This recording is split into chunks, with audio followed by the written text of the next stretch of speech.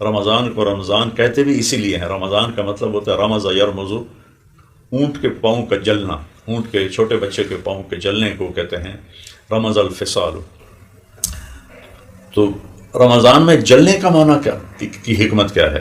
پھر ایک بات اور ہے کہ 12 مہینے ہیں ہمارے، تو محرم، صفر، ربیع الاول، ربیع الثانی، جمادی الاولیٰ، جمادی الثانی، رجب، شعبان، رمضان اور شوال، ذوالقعدہ، ذوالحجہ، 12 مہینے۔ تو یہ 11 مہینوں کے نام تو عربوں نے رکھے، لیکن روزوں والے مہینے کا نام اللہ نے رکھا، چونکہ اس کا ذکر قرآن میں ہے، اور اللہ نے قرآن کی تلاوت فرمائی جب ابھی زمین آسمان کو بھی پیدا نہیں کیا تھا، شہر رمضان الذی انزل فیہ القرآن۔ تو رمضان میں جل جانے کا معنی اس طرح ہے کہ روزہ رکھنے والے کے گناہ اس کی بھوک کی آگ میں جلتے ہیں، اور اللہ روزانہ اس کے گناہ معاف کرتا ہے، یہاں تک کہ 29ویں روزے پر آ کر اس کے پچھلے سال کے سارے گناہ اللہ جلا دیتا ہے اور راکھ بنا دیتا ہے اور ان کا نشان مٹا دیتا ہے۔ تو اس لیے اس کو رمضان کہتے ہیں۔ رمضان کو مناسبت ہے قرآن پاک کے ساتھ۔ اس میں ایک تو میرا پیغام یہ ہے کہ ہم جھوٹ سے توبہ کریں، ہم دھوکے سے توبہ کریں، ہم ظلم سے توبہ کریں۔ 2 گناہ ایسے ہیں جن کی سزا دنیا سے شروع ہو جاتی ہے، ایک ماں باپ کی نافرمانی اور ایک ظلم۔ 2 گناہ ایسے ہیں جن کی سزا دنیا سے شروع ہو جاتی ہے اور آگے تک چلتی رہتی ہے، ایک ماں باپ کی نافرمانی اور دوسرا ظلم۔ تو ہم سچ بولیں اور دیانتداری سے اپنے زندگی کا کردار کو نبھائیں اور انصاف کریں، ظلم سے بچیں، زیادتی سے بچیں۔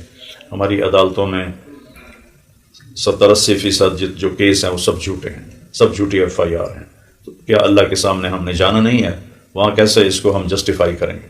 اور ایک قرآن کی تلاوت کریں اور قرآن کا ترجمہ پڑھیں، چونکہ ساری آسمانی کتابیں اللہ نے رمضان میں اتاری۔ 1 رمضان کو ابراہیم علیہ السلام پر چھوٹی کتابیں آئیں، اور پھر 2 رمضان المبارک کو موسیٰ علیہ السلام پر تورات اتری، اور 6 یا 8 رمضان المبارک کو داؤد علیہ السلام پر زبور اتری، اور 12 یا 15 رمضان المبارک کو عیسیٰ علیہ السلام پہ انجیل اتری، اور 21 رمضان المبارک شب قدر میں ہمارے نبی پر انا انزلناہ فی لیلۃ القدر اللہ نے قرآن کو اتارا۔ مادی فائدہ اللہ نے رکھا ہے وہ جسم کی ڈرائی کلیننگ ہے، کہ سارا سال ہم ہر وقت کھاتے ہیں، ہر شے کھاتے ہیں، تو جسم میں فاسد مادے جمع ہو جاتے ہیں، غلط چیزیں اکٹھی ہو جاتی ہیں، غلط قسم کی فیٹ جمع ہو جاتی ہے، غلط قسم کے چیزیں ڈیولپ ہو جاتی ہیں۔ تو بھوک کی جو آگ ہے وہ اس سارے کو جلا دیتی ہے اور پوری باڈی صاف ہو جاتی ہے۔ جیسے آپ گرم پانی سے کپڑے کو دھو کے نکالیں تو وہ صاف ہو جاتا ہے۔ تو اس سے ایک مادی فائدہ بھی مقصود ہے کہ نہ افطاری میں ایسا کھول کے کھائے آدمی ہاتھ کو، اور نہ سحری میں ایسا پیٹ بھر کے کھائے کہ اسے بھوک ہی نہ لگے۔ اگر بھوک ہی نہیں لگی تو روزے کا جو جسمانی فائدہ، روحانی فائدہ بھی کم ہو جائے گا، اور جسمانی فائدہ بھی کم ہو جائے گا کہ جسم کی صفائی نہیں ہو سکے گی۔ معاشی مسائل تو بعد میں ہیں، پیٹ کا مسئلہ سب سے پہلے ہے کہ اتنے بڑے بڑے پیٹ اب لوگوں نے پال لیے ہیں، اور پیٹ اگر نہیں بڑھا تو بھی مختلف بیماریوں کے اندر گھرے ہوئے ہیں۔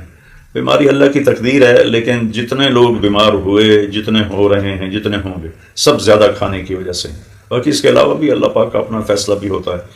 تو رمضان کا تو اصل مقصود یہ ہے کہ ہمیں بھوک محسوس ہو۔ جو سارا سال غریب لوگ ایک وقت کھاتے ہیں، ایک دوسرے وقت میں فاقہ کرتے ہیں، ان کی بھوک کا ہمیں احساس ہو کہ بھوک کیا چیز ہے۔ ان کے بچے بلکتے ہیں اور ان کے آنسو ان کی آنکھوں میں ابلتے ہیں اور آنکھوں میں خشک ہو کے سو جاتے ہیں، ان بچوں کا ہمیں احساس ہو۔ یہ اسی وقت ہوگا جب ہماری افطاری بھی سادہ ہوگی اور سحری بھی سادہ ہوگی۔ روزے کی آؤٹ پٹ تقویٰ ہے۔ جب تقویٰ آتا ہے تو پھر کیا ہوتا ہے؟ پھر اللہ کہتا ہے من یتق اللہ یجعل لہ مخرج ویرزقہ من حیث لا یحتسب۔ جب کوئی بندہ، کوئی بندی تقویٰ اختیار کر لیتا ہے تو ہر تنگی سے راستہ دیتا ہے۔ یہ ہمارے ملک میں وظائف کا بڑا رواج پڑ گیا، وظیفے وظیفے وظیفے۔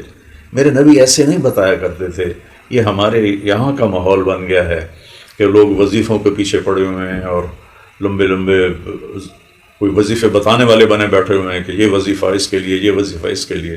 میرے اللہ نے ایک وظیفہ بتایا کہ تقویٰ اختیار کر لو، ہر تنگی سے راستہ دے دوں گا اور وہاں سے رزق دوں گا جہاں سے وہم و گمان بھی نہیں۔ اور اس کے ساتھ جڑتی ہوئی بات بتا دوں، جو کہ آج کل معاشی مسائل سب کو درپیش ہیں، تو اس کے لیے لوگ کوئی تعویذ لے رہا ہے، کوئی وظیفے پوچھ رہا ہے، کوئی کچھ کر رہا ہے، کوئی ہانڈیاں چڑھا رہا ہے۔ تو اللہ کے نبی سے ایک شخص نے آ کے پوچھا، یا رسول اللہ روزی کی تنگی ہے، کوئی عمل بتا دیں. اريد ان يوسع علي رزقي، کوئی روزی کی تنگی ہے، وظیفہ بتا دیں. تو آپ نے کیا فرمایا؟ ادم علی الطہارہ یوسع علیک رزقک. آپ نے کہا میرے پیارے تو باوضو رہا کر، تیرا رزق اللہ بڑھا دے گا. باوضو رہنا اتنا خوبصورت عمل ہے، جب ایک دفعہ آپ کو اس کی عادت پڑ جائے گی تو آپ وضو کے بغیر بے چین ہو جائیں گے، آپ کو چین نہیں آئے گا جب تک آپ وضو نہ کر لیں. اور ایک دفعہ شیطان آپ کی خدمت میں حاضر ہوا، آپ نے فرمایا بھائی ایک بات تو بتا، تیرے دشمن کتنے ہیں؟ کہنے لگا جی 15 دشمن ہیں میرے. تو آپ نے پوچھا کون کون سے ہیں؟ کہا پہلا نمبر تو آپ کا ہے. کہا آپ میرے سب سے بڑے دشمن ہیں. پھر اس نے گنوائے، میں وہ سارے نہیں، لمبی بات ہو جائے گی. اس میں ایک اس نے کہا ایک وہ مسلمان جو ہر وقت باوضو رہتا ہے، وہ بھی میرا بہت بڑا دشمن ہے. تو روزے سے ہمیں تقویٰ ملتا ہے، تقویٰ سے زندگی خوبصورت ہو جاتی ہے، گناہوں سے پاکیزہ ہو جاتا ہے انسان، اور اس کی اکانومی کا مسئلہ یوں حل ہوتا ہے کہ اللہ کہتا ہے وہاں سے دوں گا جہاں سے تیرا خواب و خیال ہی کوئی نہیں. اور جب تو تنگیوں میں پھنسے گا تو یوں راستے کھولوں گا جیسے موسیٰ علیہ السلام کے لیے سمندر کو کھول دیا تھا. رمضان میں تصفد فیہ مردۃ الشیاطین، اس میں بڑے بڑے شیطان قید ہو جاتے ہیں. لیکن انسان کے بگاڑ میں 2 چیزوں کو دخل ہے، ایک باہر ہے ایک اندر ہے. باہر شیطان ہے، اندر اس کا نفس ہے. تو جب پورا سال نفس شیطان کی غلامی کرتا ہے، اسی کی مان کے چلتا ہے اور اپنی منمانی کو اپنی زندگی کی انجوائمنٹ سمجھتا ہے، حالانکہ جتنا کوئی منمانی کی زندگی گزارتا ہے اتنا ہی وہ دکھی زندگی گزارتا ہے. تو پھر وہ نفس عادی ہو جاتا ہے، تو شیطان کے جانے سے بھی وہ اسی روٹین پہ چلتا رہتا ہے، جس کی وجہ سے بہت سے لوگ رمضان میں بھی گناہ نہیں چھوڑتے. لیکن پھر بھی ہم دیکھتے ہیں کہ بے شمار لوگ نمازی، مسجدیں بھر جاتی ہیں، تلاوتیں شروع ہو جاتی ہیں. کہ یہ بڑی نشانی ہے شیطان کے قید ہونے کی. قرآني في قلبي دوما يغمرني